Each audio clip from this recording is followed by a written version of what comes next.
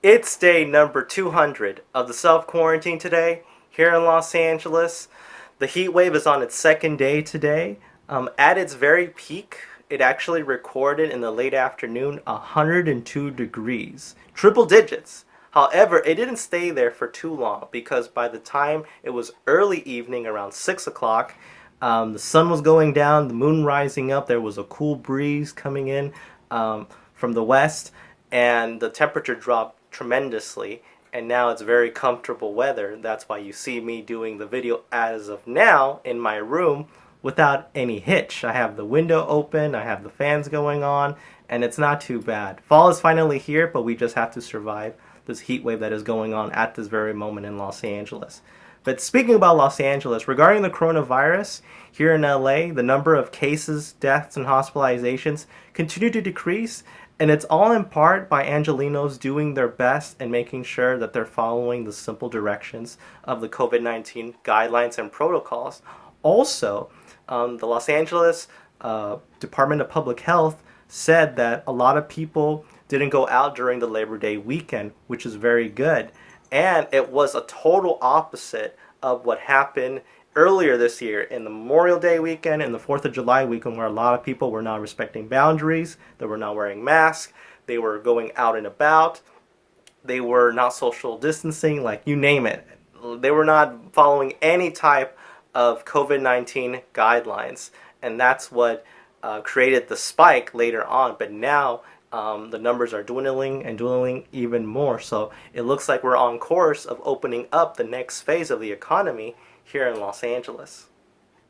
Regarding the coronavirus here in the state of California, there was breaking news coming from Sacramento. The governor of California announced today that all playgrounds in the state of California are now open and available for usage.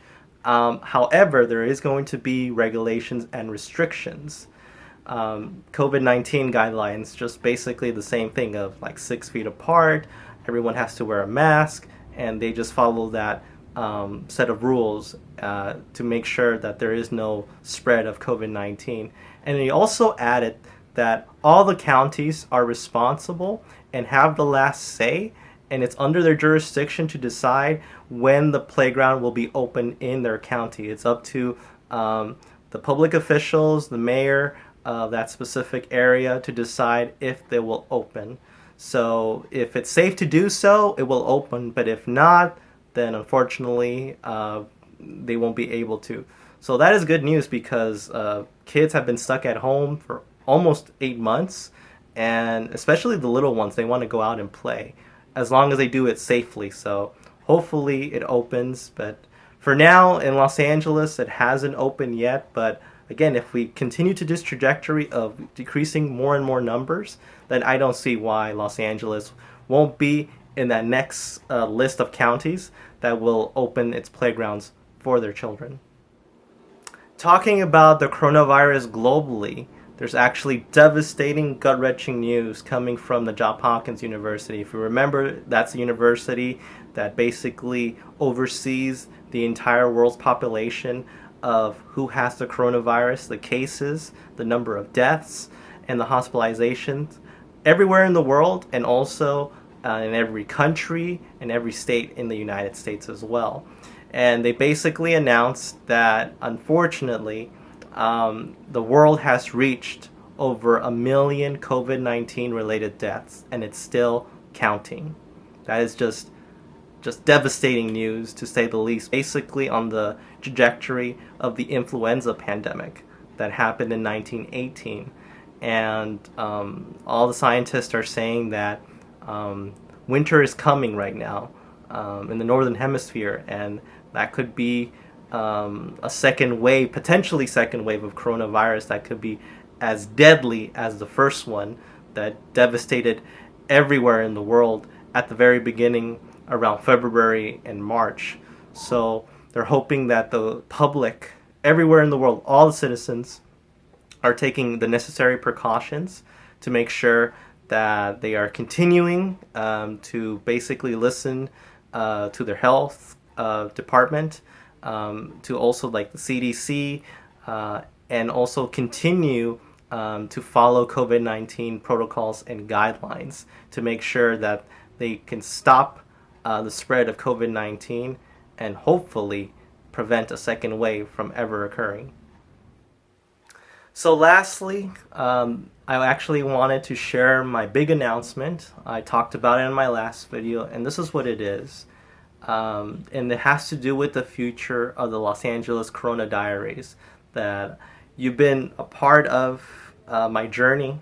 I've been sharing my journey for the past 200 days since the start of this pandemic here in Los Angeles. I'll always remember the date where basically things changed forever.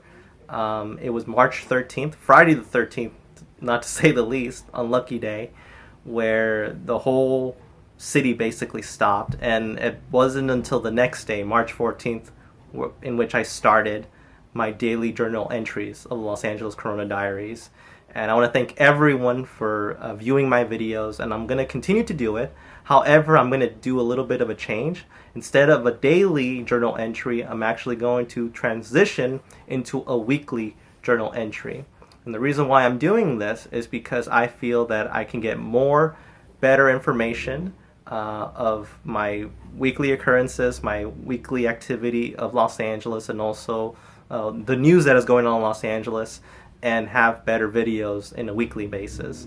And also, another reason is because I want to spend more time with my wife, with my family, and also catch up with some friends as well. And it takes a lot of time to do these videos. It takes me anywhere between 2 to 3 hours most of the time, and even longer depending on the length.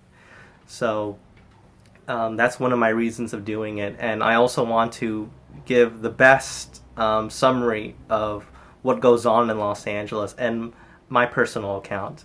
So I hope everyone understands this transition. But I will continue to do the journey of the Los Angeles Corona Diaries. My goal is to do it until there's finally a cure for this horrible virus. And then once that cure is here and it's finally available and it's made, we can finally go back to being in a normal setting, going back to who we were before this virus occurred. And hopefully that day's come soon. And I'm hoping, and I'm actually optimistic that it will happen. It will happen. We just have to pray. We just have to keep on working. We have to keep ourselves safe. I will continue to do my best to stay healthy and educate people around me the dangers of COVID-19, to take it seriously, and to also keep myself safe and also my family members safe as well. So thank you so much for being in my journey, for continuing the journey, and hopefully for as long as I can do this, I will. So everyone, stay strong, stay safe.